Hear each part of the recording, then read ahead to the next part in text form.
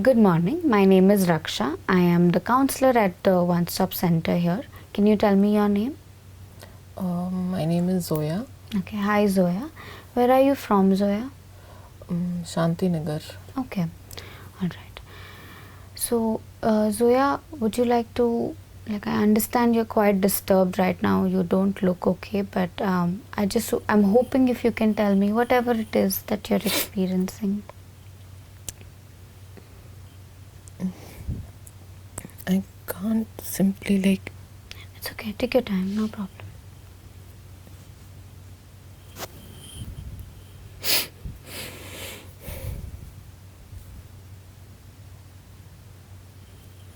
Would you like to give it a try? Are you feeling a little better? Yeah. Whatever it is that you want to talk about, Zoya, I understand that the experiences or where you're coming from, it must be very difficult.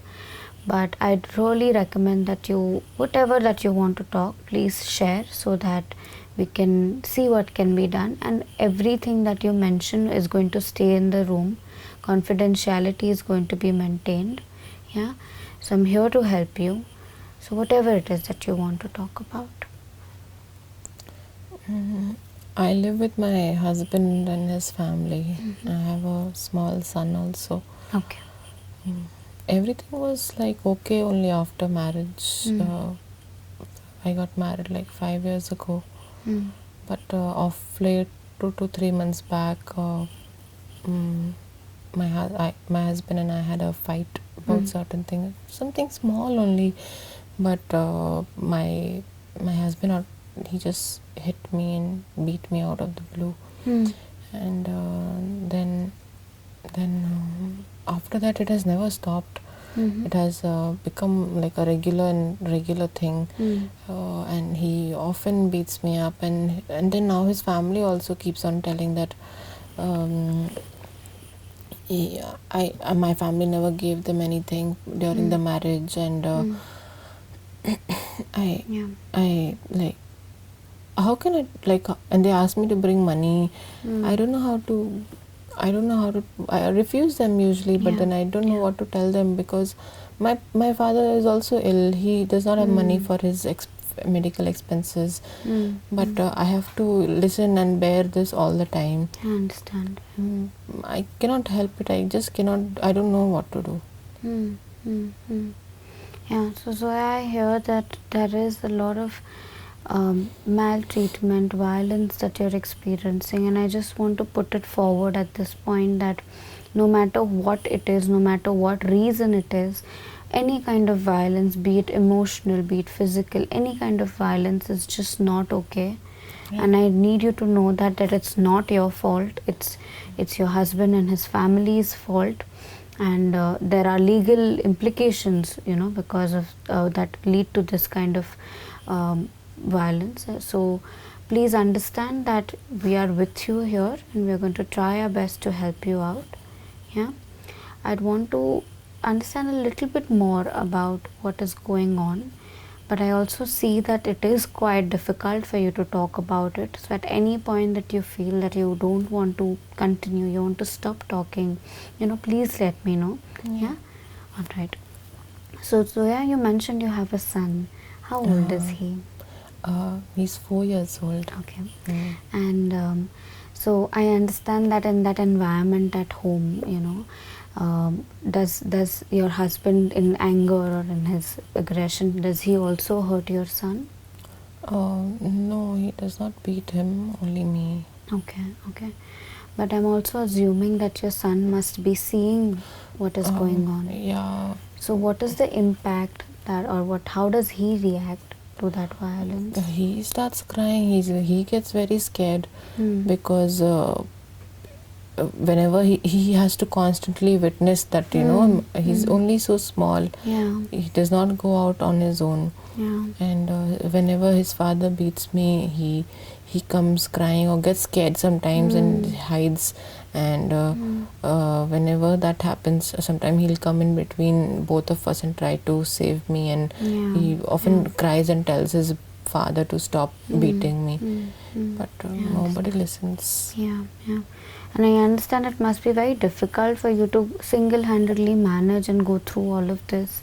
Do you talk about all of these concerns to anybody? No, I have not been able to tell anybody this because my parents are also old. I can't tell my parents all this. They'll be very worried. I just can't tell them. Sometimes not in so much of detail, but sometimes I tell a friend of mine.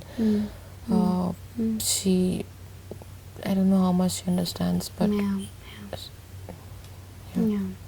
So, Zoya, I want to make a recommendation here. I understand as a daughter, you don't want to add to the troubles of your parents, but I feel that if you are able to share this with them, just for them to know that this is happening, I think you will also feel like you have some support, and they will also be able to help you in the time of crisis.